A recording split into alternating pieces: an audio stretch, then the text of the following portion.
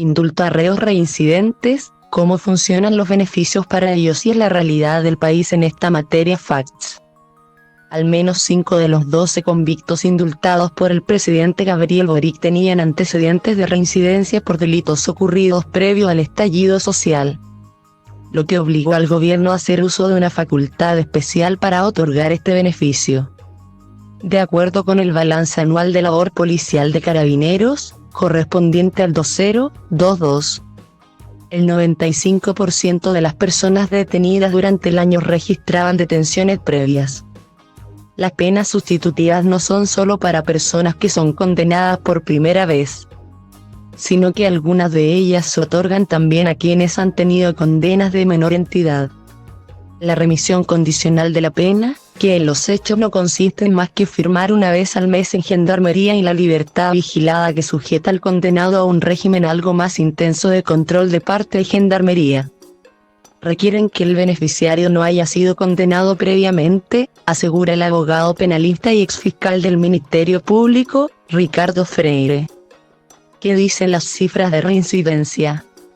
Según el boletín anual que registra la labor policial de Carabineros, al cierre del 2022 se registró un total de 247.062 personas detenidas, de las cuales 267 registraban detenciones previas, 95%. Y tan solo 11.795 de los detenidos no eran reincidentes, 5%. Del total de personas detenidas que mantienen detenciones previas, 73.908, 31%, contaban con una detención anterior. 79.591, 34%, registraban de 2 a 4 detenciones previas. 31.443, 13%, tenían entre 5 a 7 detenciones anteriores.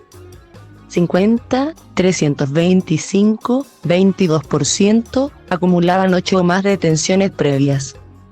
Además, la institución detalla que fueron 305 las reiteraciones por robos que acumularon los 5 detenidos más prolíficos de ese delito, registrados durante el año 2022. ¿Qué dice la ley respecto de la reincidencia? Ricardo Freire precisa que, en Chile, las personas que no tienen antecedentes penales y que son condenadas a penas de hasta 5 años, cumplen en la inmensa mayoría de los casos esta pena en libertad.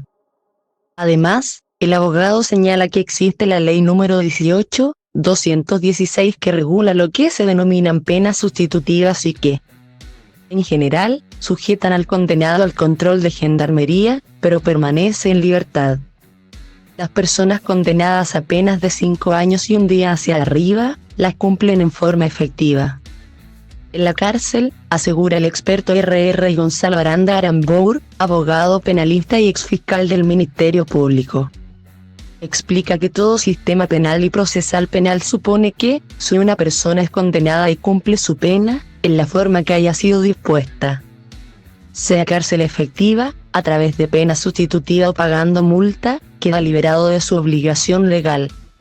Si esa persona comete un nuevo delito, se considera reincidente. En nuestro país lo será aquel que comete un delito de la misma especie del anterior, por ejemplo, 2 robos, o un nuevo delito de igual o mayor pena que el anterior, explica el abogado penalista.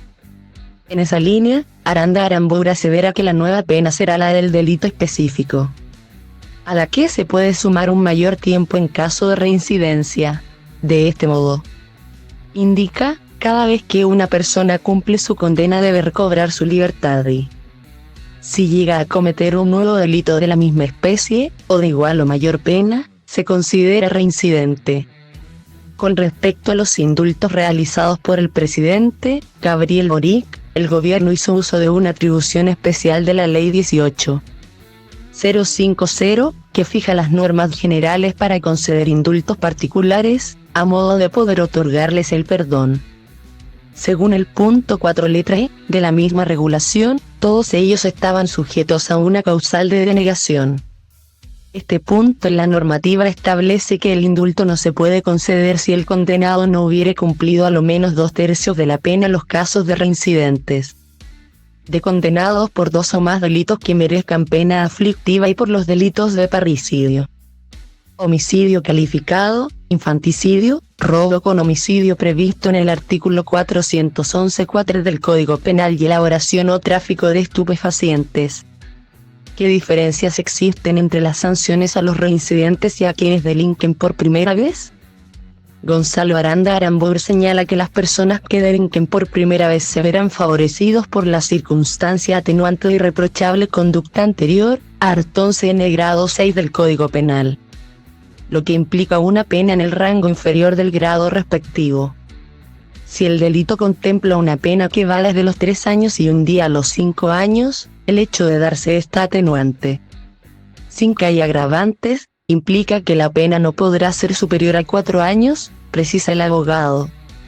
En relación con el mismo ejemplo anterior, Aranda Aramburú explica que un reincidente no podrá optar a este rango inferior, sino que la pena estará en el rango superior del grado, es decir, no podrá ser inferior a 4 años y eventualmente no podrá acceder a penas sustitutivas para el cumplimiento. El experto recalca la importancia de tener presente que también pueden operar otras circunstancias modificatorias de responsabilidad penal, sean atenuantes o agravantes, que hacen variar el cálculo antes ejemplificado y que siempre se analiza si concurren para determinar la pena concreta, según la persona de que se trate. Ricardo Freire señala que la reclusión parcial puede otorgarse a personas que hayan sido condenadas previamente en más de una ocasión, siempre que la suma de esas condenas no exceda de 2 años. Por su parte, el exfiscal asegura que la prestación de servicios en beneficio de la comunidad es precisamente para personas condenadas previamente, y solo se puede aplicar por una vez para el caso en que los antecedentes penales anteriores del condenado no le permitan acceder a las otras penas sustitutivas. Todas estas restricciones son irrelevantes, por la ley número 18.216 que señala que no se consideran las condenas cumplidas 10 o 5 años antes, dependiendo si se trató de un crimen o de un simple delito respectivamente, contados desde la comisión del nuevo delito.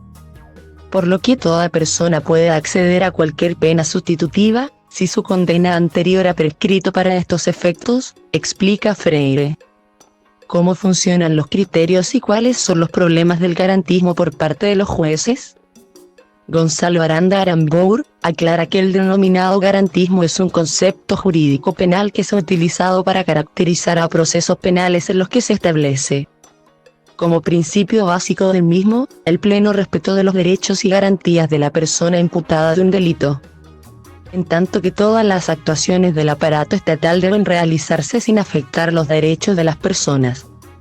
Este principio implica que no se pueda afectar la libertad, la privacidad, la movilidad y otros derechos y garantías sin que haya un motivo legal o una autorización judicial que lo permita.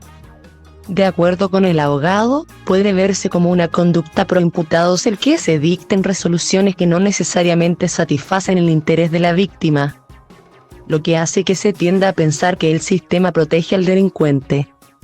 Lo que ocurre es que si una actuación, por ejemplo, policial, se realiza fuera de la ley, como ingresar a un domicilio sin autorización judicial, donde se incauta el cuchillo utilizado en el crimen, por consecuencia va a beneficiar al imputado ya que ese medio de prueba fue obtenido fuera de la ley y por ende es ilegal presentarlo como prueba, precisa del experto. Por otro lado, Aranda Aramburú señala que se considera que existe garantismo cuando se deja libre a una persona imputada, y señala que en estos casos ocurre que debido a que la pena de ese delito es baja, no se justifica privar de libertad totalmente a una persona por un delito menor, ya que ocurre en esos casos una criminalización por contaminación carcelaria, que en definitiva provoca mayores males a la sociedad. En cuanto a los jueces, considero que ellos tienen la facultad de interpretar las normas y leyes, por lo que será más o menos garantista o estricto en la interpretación, según cada cual.